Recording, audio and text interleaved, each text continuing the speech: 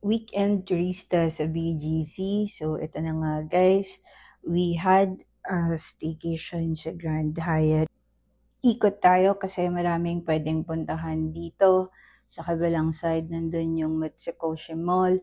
Lakad ka lang onte and then andun yung Uptown Center as well. Pero syempre, kape-kape muna. So here is at Mitsukoshi Mall where we tried yung Kakao Kitchen. Ayan.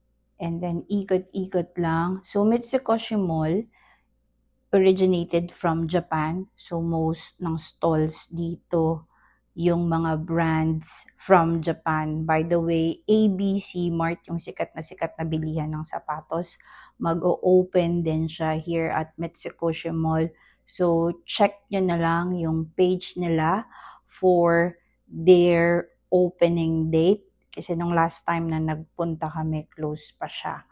And then, for dinner, yan, nag-tour lang kami sa food court ng Mitsukoshi Mall. Ang daming pwedeng kainan, guys. So, for us, we decided to go and have ramen that night.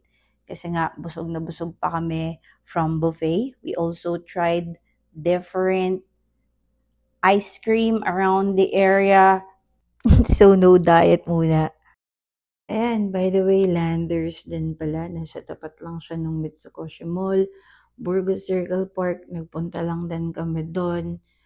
Medyo malayo, pero try nyo, worth it naman. Gabi, balik lang ulit sa hotel, chill. And then, this is the view from our hotel at night. So morning, we decided to just stay at the hotel, of course, enjoy the amenities. The pool of Grand Hyatt is really great. So check out Grand Hyatt. Guys, this is not sponsored. And then the buffet as well, really, really good. If you want me to have a separate vlog for buffet, just comment. And then I also tried different buffets already around the area. You can check on my other posts. So that's it.